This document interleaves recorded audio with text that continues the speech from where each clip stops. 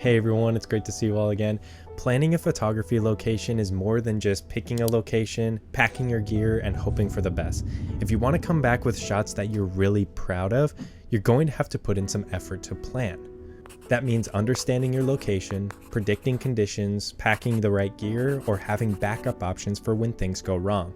And trust me, things can go wrong.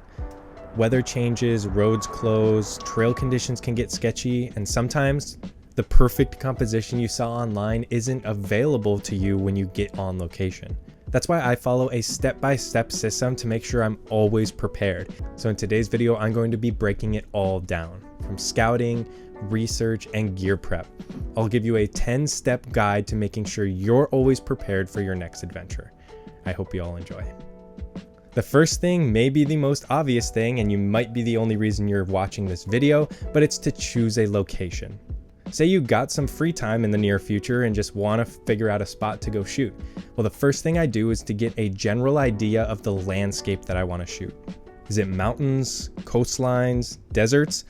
Once I have that picked out, I narrow it down to exactly what I want to shoot. Wide landscapes, intimate abstracts, moody forests. The goal is to pick a location that fits my style and excites me in that moment. I also think it's really important to think about variety. Is this a place where I can get multiple strong shots, or is it just a one and done situation? I personally like to have different focal length opportunities. Maybe a wide angle grand landscape and some telephoto details. That way, if the conditions don't work for one type of shot, you've got the other options. So now that we have a spot picked out, let's try to understand the season or weather conditions for when you're gonna be there. The same location can look completely different depending on the time of the year. If you're going to a place with grand waterfalls, are they going to be roaring from the snowmelt or dried up? Are the mountain peaks covered in snow or bare rock? Or are the fall colors peaking, or have all the leaves just dropped? Or maybe it's lush and green. Knowing when you're going to visit is almost just as important as the location that you're visiting. There's going to be certain things that you're not able to do if you go during certain seasons depending on what your location is. And I know that it's sometimes hard to get free time to pick the exact perfect dates for what you want to shoot, and so we're going to work through that a little bit later. But no matter when you decide to go, it's important to do a little bit of research of what the weather's going to be like when you get there. A couple of programs that I use include windy.com or their weather app for wind patterns, cloud cover, or other things like that.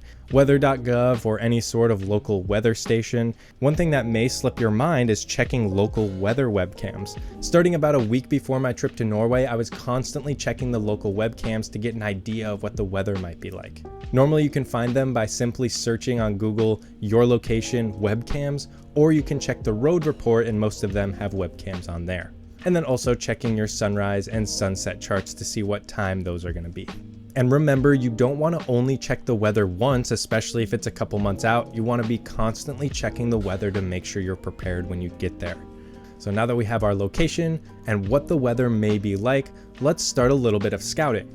Now, even if you can't go onto location before you're actually going there to shoot photography, it's important to search online of a general idea of what the landscape might look like and some inspiration. And this is where the deep dive starts. I never go in blind. I want to know the best viewpoints, alternate angles, and what compositions are possible before I even step foot on location. I hear a lot of photographers using Google Earth, and while I think that's a great resource, I personally don't use that as much as other programs. To be honest, I get most of my inspiration from social media platforms like Instagram or YouTube. I try to go through the location and see what kind of inspiration I can find from other photographers that I follow. Say I'm going to an incredibly popular location like Yosemite. There are thousands, if not tens of thousands of videos on YouTube of people going to Yosemite. Try to watch a few of them to get some inspiration for photo opportunities, but also other locations that you can get inside the park. But remember, you're not always trying to look for what has been done. Try to look for what hasn't been done. So look on Instagram and YouTube for all sorts of inspirations, screenshot them or like them or save them, but then try to find your own composition within theirs. For example, if the main view is overshot, can I hike up higher, lower? If everybody's shooting wide, can I go telephoto with it? I want to bring a fresh, new perspective. Now, step number 4 isn't a physical step, but it's all mental, and that is to set goals, not expectations. Personally, I used to plan around specific weather conditions, and when I didn't get them, I'd leave very disappointed. Now, I set goals instead. Instead of, I need an epic sunrise or sunset to get this photo, go to the location with more of an open mind. I know it's easier said than done, but once you get used to not getting a shot, it makes it easier to enjoy the experience while you're there. And I'm not saying that you'll never get a shot. If you enjoy your experience and set goals rather than expectations, photos will come, I promise.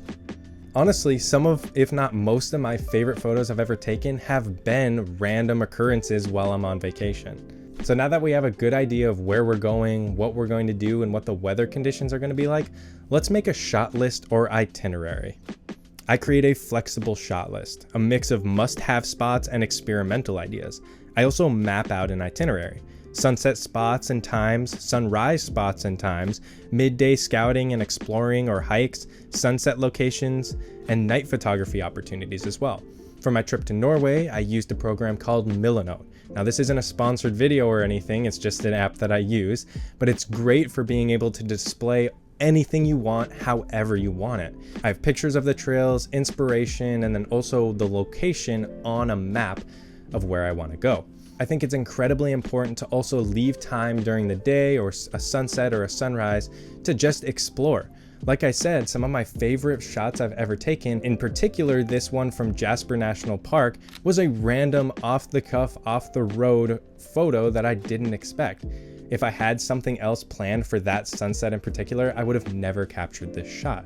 Next, in preparation for your long-awaited trip, is to book in advance. There's nothing worse than showing up to a national park or maybe a tour that you wanted to take and it be all sold out or you need a reservation to get in. So do a little bit of research about the location you're visiting, whether that's a city, a national park, or something else, and make sure you don't need reservations or permits, and if you do, make sure to book those. Okay, this next step I really had to learn from experience, and it's something that I didn't think about until I happened a couple of times. And that is to pick a spot that you want to stay near where you're going to shoot. I know that an hour drive from your desk on a laptop sitting at home doesn't seem like a lot every day, but it's going to add up when you have to get up early or stay out late for those sunrises or sunsets. Try to do a little bit of research to see what places you can stay that are going to be near where most of the activities in your itinerary are. It makes a big difference when trying to enjoy your trip as well.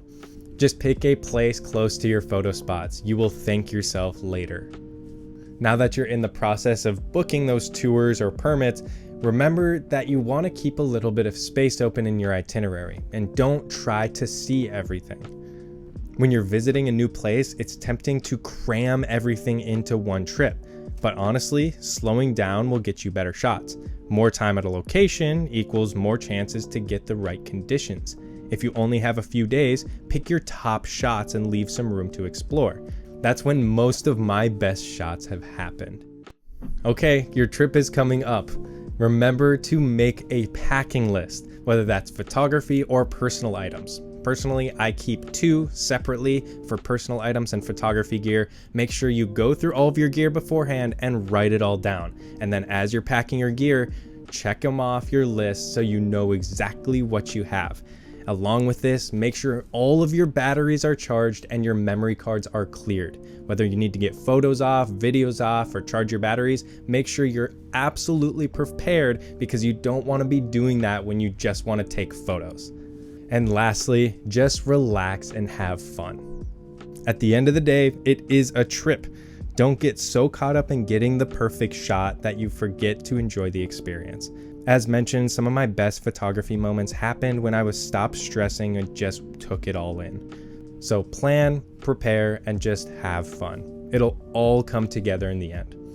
So I hope you all learned something from this week's video. If you didn't already know, I started a Discord server for the entire community to come together, share photos, and give feedback. And then at the end of every month, I'll be selecting one of your photos as a monthly contest winner.